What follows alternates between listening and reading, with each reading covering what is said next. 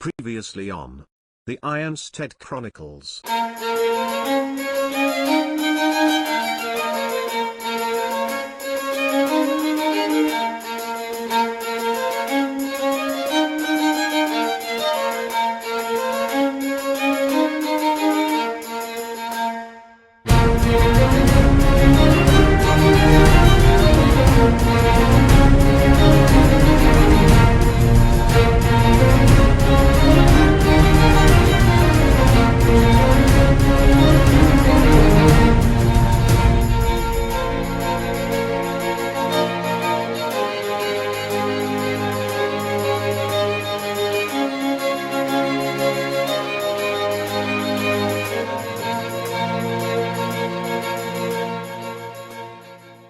In the year 591 CY, it all started with a group of bandits led by the half-orc, Old One Tusk. The ragtag group of miscreants that would one day be known as the heroes of Ironstead defeated these would-be tyrants at a fake feast. The very next day, a goblinoid army led by a crimson-clad hobgoblin attempted to sack Ironstead, but they were repelled by the heroes. Fergus Boghole met the hobgoblin in charge on the field of battle and left him with a nasty scar on his face. The wood elves, assisted by the heroes, spend the next year clearing out the nearby goblin barrows. The following year, in 592 CY, the goblinoids regained a foothold in the heartlands thanks to the wood elves being distracted by their war with the giants. Facing a force augmented by orcs, the heroes battled with the hobgoblin again, only to be thwarted when he turned invisible and ran away. Were it not for the help of Amari's mentor Felka, the heroes would surely have fallen. Sadly, during the battle, Ethrond, the vivacious wood elf who had tutored Garak, fell in combat. Felka interred his body to the ground, a pale silverwood tree sprouting from his burial site. It was around this time that an old forest hag offered the heroes a chance to draw cards from her mystical deck. There were many interesting results, chief among them the fact that Vestra was granted a fortress that sprang into being next to Ironstead. The fortress, now called Saltwood, contained a cursed treasure hoard in its decrepit depths. It was there that Garak came across the legendary dwarven artifact called the Core Hammer. Business in the sleepy village of Ironstead began booming as Boghole grew to be a desired destination in the area. Garak also increased trade in the area by constructing a quarry and a mustering hall for the Knights of the Heart. It was then that Garak met who would become a staunch ally, Sir Raithas the Tenacious. The next year, the heroes set their sights on dealing with the giants who were warring with the wood elves. After dispatching several of the towering foes, the heroes were presented with a conundrum. A group of dwarves were beset by giants, and a detachment of elven Knights of the Heart were trying to intercept an incoming force of hill giants. Most of the heroes, including the fierce warrior Osvald, decided to help the elves, but Garak and Tomsk went off to help the dwarves. It should be noted here that Tomsk was a useless fuckwit, and he shall not be mentioned further. Now then. After almost dying to some frost giants, Garak was only able to save a handful of dwarves, repeating his past misfortunes with his bearded kin. The elven knights, however, were saved, and they promised to repay the debt someday. The year 595 CY passed without much incident. The heroes attended to various tasks around Ironstead, helping to further develop it. Fergus lay with many women, Garak held many stones, and Amari increased the efficiency of the messenger lines. All was well in the world. That is, until a young grey elf showed up in the village to seek aid. It seems that the timeless tree was being sieged by the goblinoid army, led by none other than the scarred hobgoblin.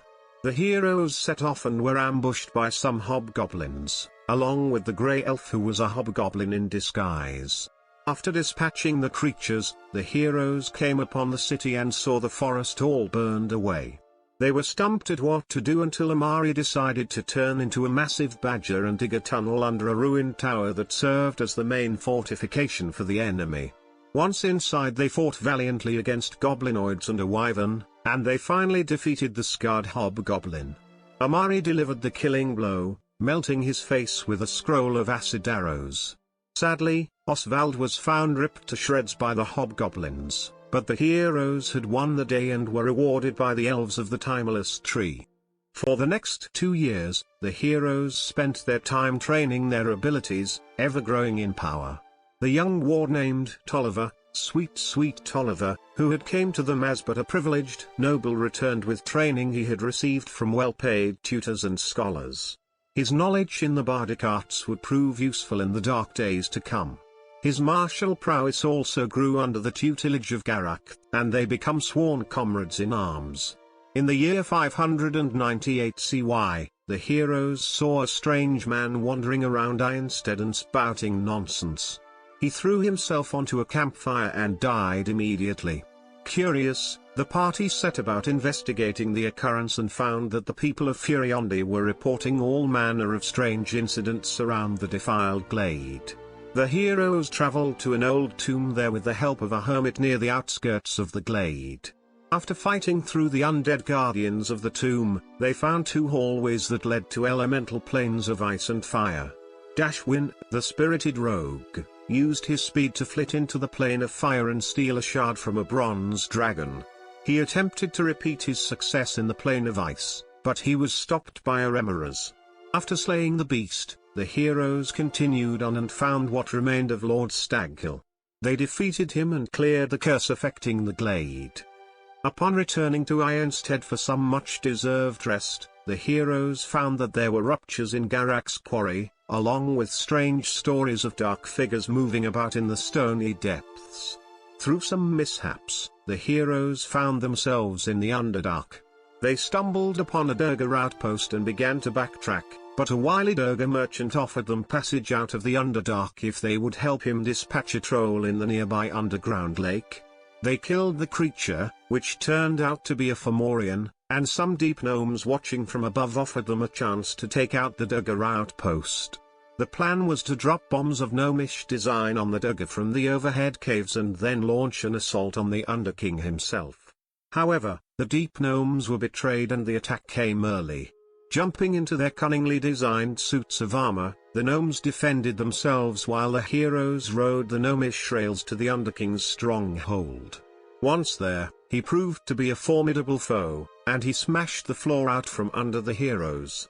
After defeating him, they narrowly avoided becoming the slaves of a dark elf patrol before returning to their gnomish contact, Shrubgrub, and leaving the Underdark behind them. They made short a cave in the entrance lest any more threats should come slithering out from the darkness. The heroes now decided to do a bit of shopping in the capital city of Furiondi, Chendal. Vestra especially wanted to purchase some glasses to correct her vision problems. The heroes visited several shops, but Garak was acting strangely.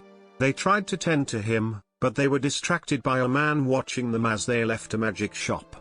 As they chased him down, Garak's demons came back to haunt him. The ghost of old, One Tusk, the bandit leader they had killed all those years ago, possessed Garak and sent him into a rage. Garak murdered civilians and guards alike until he was finally subdued. With some wonderfully inventive misdirection from the heroes, Dashwin was able to grab Garak and hide him in an alleyway. The rest of the party went to the barracks for questioning, while Dashwin and Amari went to hide Garak's hammer. When they returned, they found that Garak was gone. He murdered some dwarves in the city and rode away, beating down Amari, who was transformed into a horse in the process. They finally found him at his old village, Gravel Ridge, with a noose around his wife's neck and his own.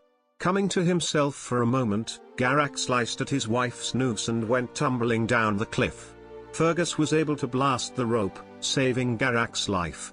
After a battle with One Tusk's ghost, it disappeared into the void, and Garak talked with his wife, Nola. She wanted nothing to do with him, and he found that he had a son who he had never seen before. Before leaving, Garak left his wedding ring and all the gold in his possession. He trudged back to Chendal and turned himself into the guardsman. There, a priest scryed his soul and found that he was indeed possessed, so he was simply fined 2,500 pieces of gold. With a heavy heart, Garak left the city broken and disheartened. The next adventure saw the heroes heading off to Fountain Spring, where several noble families were quarreling with each other. The juiciest bit of gossip was that undead creatures were attacking the farmlands near the city. Once they arrived, they were given a rundown of the situation by Lord Greenrow. The party then set about gathering information from the various nobles in the city. Whilst Tamari was travelling around the town disguised as a grasshopper, Fergus and Vestra decided to debauch the ever-loving shit out of the town. They turned the Stone Pride Inn into a debased palace of hedonistic revelry, much to Fergus's delight. The heroes learned that the undead were coming from Tyrant's Ridge and that some disappearances had taken place near Hexter's Rend. They also met an affable drunk named Grippledak who said that some wizards had pushed him over while he threw rocks at squirrels. They first went to Tyrant's Ridge and thwarted an attempt to give Vecna an avatar, which is where they found their flying carpet. The heroes then went to Hexter's Rend and dispatched a Bone Devil. As they returned to inform Lord Greenrow, Garak and Tolliver went to investigate the source of the black iron weapons the undead used. They found a hateful old dwarf named Krem who shot at Garak with a crossbow and told them to leave. Eventually, they convinced Krem to join them in Ironstead as their new smith. The heroes then travelled to investigate the wizards that Grippledak had warned them about. They came across a tower full of all manner of evil traps, and Grippledak himself was bound in the last room. Grippledak, as it turns out, was an agent of the Circle of Eight. He told them he would stay in touch with them in the future. Unfortunately, the group was beset by cultists who had resummoned the Bone Devil, and they were brutally murdered. Awaking in hell, they made their way out of the bones and gore of their prison to see a charred landscape with a blackened sky. They fought some devils and eventually freed a devil toad who led them to the Yugoloths who could transport them back to the material plane, which they hastily accepted. Having dealt with all the problems plaguing Fountain Spring, they made their way back to Ironstead. The year 599 CY saw the heroes faced with their most potent adversary yet, Lord Redwold. The year started with loss, as Vestra and the Saltwood Fortress disappeared seemingly overnight. It was around this time that Dashwin had also been found to be missing as well. Nevertheless, Grippledak came to Ironstead and informed the heroes that the Vecna cults around the world were gaining their goals, and he employed them to travel to Honeyview and determine what connections a nobleman named Lord Redwold had to the cult. Through questioning Redwold's guards, and brutally murdering one by throwing him into a ditch whilst transformed into a deer, seriously what the fuck Amari, the heroes learned that Lord Redwold held two ornaments underneath his manor, which had been excavated by dwarves. The party returned to the manor and Amari turned into a large badger once again, tunneling right next to the cellar entrance. The party waited until nightfall and Garak sprang forth like a rabid wolverine and tenaciously murdered the guards. They made their way into the Lord's study and found notes about a godlike vampiric entity known as Tamo-chan who had been a god to the Olman people of the Amedio jungle. It was then that an imp appeared and informed the heroes of an unwelcome truth: Lord Redwold was a Rakshasa. Redwold then appeared and told him they were to fight for his entertainment. He locked them in cages alongside all manner of creatures. Due to Fergus's feverish prayers, the party was able to slip their magical bondage and grab up a Jin's lamp. He granted them a singular wish, which they used to leave the prison. They then travelled to the Amedio jungle and the shrine of Tamo-chan. A spectral visage greeted them, which was Vecna's own face, and the ground crumbled beneath them. They made their way through the shrine, killing all sorts of hideous creatures and were eventually greeted by fresh air again. Vecna's visage appeared once more, and now the tongue of the spectral face formed into a naga that attacked the heroes. After dealing with the naga, the Jinn from before appeared and gave the party their magic carpet. Upon returning to Ironstead, Garak was dumbfounded to find his wife and young son asking for lodging. He gave them his home, and it was in his confined quarters at the mustering hall that Garak decided to devote himself fully to Moradin. With this time of quiet, the party decided to spend the next year training themselves to better combat Lord Redwold, should he ever appear to attack them. During their training, the heroes also met an adventuring sorcerer by the name of Ander who sought employment within Bog Hall. Fergus gladly accepted him into his employ, and then Fergus busied himself with being a father to his newly discovered son, Milos. The records of the heroes of Ironstead between the years 599 and 602 CY are a bit unclear, but here are what the stories say. They travelled to a town called Hook Hill in a region known as Gran March. They went to the ruins near Turamel to find a Vecna cult, and they discovered a beholder. As they were fighting the creature, they were nearly killed, but Krem and Tolliver teleported in, receiving the killing blows.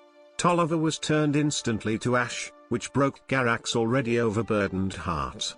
Lord Redwold fought the party ferociously, but he teleported away before being killed. Afterwards, Krem was brought back to life, and Garak vowed to return Tolliver to the mortal plane somehow. The next lead led the party to the Sea of Dust, an area decimated by the magics of an ancient war against the Foul Soul people. They reached a fortress in the wasteland and saw chanting cultists. With a bit of hesitation, they slew them all, and the deaths of the cultists served as a catalyst to unleash the avatar of Vecna upon the world. By channeling all those deaths and the massive amounts of latent magics around the nearby lands, Vecna opened a portal and poured forth all of the malcontented energy, murdering Foltus in his own plane of existence. The skies began to pour blood rain, which devastated the lands. It was now that the Ancient Ones, beasts older than any elf, manifested and began helping to heal the lands. Amari did her best to help in this endeavor. Eventually, the blood rains subsided. During this time, Fergus forsake his previous path and took up the way of the Hexblade with his newly discovered bone spear. Amari was visited by a Fey spirit and spent some time in the Feywild, after which she decided to devote herself to Ilona. She was granted the power to summon a unicorn through this exchange. She also learned that the vines tattooed on her side possessed immense druidic power. Garak now fully came into his power as the Speaker of Moradin, gaining authority above even that of dwarven kings. His twisted, evil plate armor, a burden of many years, was transformed into golden metal, and Lutgar, his trusty ram, was transformed into a fearsome war mount. The year 603 CY, saw war come to Furiondi. The forces of Uz, the half-demon demigod, marched southward and took many lands from Furiondi. An army of beastmen also marched into the Heartlands. The heroes found themselves at a crossroads: go to Kjolland to stop Vecna's infiltration or face the swelling horde of Uz's forces on the northern front. They chose the latter. Summoning every ally they could, including the Wood Elves, Hill Giants, and the Knights of the Heart, they marched north to meet the beastmen on the open field. After a long battle, the beastmen were finally beaten back, but the Knights of the Heart were all but destroyed. Garak found his longtime compatriot, Sir Raithes the Tenacious, among a sea of his dead brothers in arms. He took his distraught friend back to Ironstead. Heeding the call of his dwarven brothers, Garak set off north to push back the demonic forces spilling forth from the Underdark. As he was away, Ironstead was besieged and nearly destroyed. Many of Ironstead's people lay dead, but there was no time for lamentations. The heroes sallied forth to Furiondi's northern border skirmish and fought tirelessly. They even saved the king of Furiondi after the city of Chendel was demolished by demonic magics. However, they finally were defeated by Uz's hordes and found themselves dead yet again. They awoke on a floating stone platform in a sea of nothingness. After figuring out how to travel in this realm, which they discovered was the Abyss, they managed to come to a land where the ground itself was made of billows and a feeling of relaxation was to be had by all. Of course they ended up in a tower of undulating flesh that tried to suck them into its orgy of pleasure and pain, but whatever. Eventually they found themselves in a washed-out eerie land. They made their way to a tavern and were greeted by a man who said his master had sent him to summon heroes to save his lands in Barovia. Upon arriving, the heroes found they were trapped in Barovia, held in by a deadly fog. Upon a hill overlooking the village was Castle Ravenloft, where the demon Strahd lorded over all his subjects. They spoke with a beleaguered priest and a distraught mother before making their way to the camp of the gypsies. It was there that the mystical Madame Eva read of their fates and told them about the Dark Master who lived in the castle on the hill, Strahd von Zarovich. After plunging into the dark depths of Castle Ravenloft, the heroes recovered many artifacts of great power and set about destroying the accursed vampire Strahd. After a tense battle, the heroes were victorious, and with the vampire's death, a portal back to the material plane opened. The heroes returned to find that not much time at all had passed in their absence. Ooze had apparently ceased his incursions into Furiondi, and the country had managed to fortify its borders. For a while, the heroes found some peace, but peace is an ever-fleeting thing. The year is now 605 CY, and the heroes have spent their time working out how to deal with the forces of Vecna and Ooze. So, now it is your time, heroes. March forward and serve as the shield between all the realms of the world and the darkness that threatens to consume it. And should you meet a threat you cannot face, simply double down and yeet skeet them motherfuckers.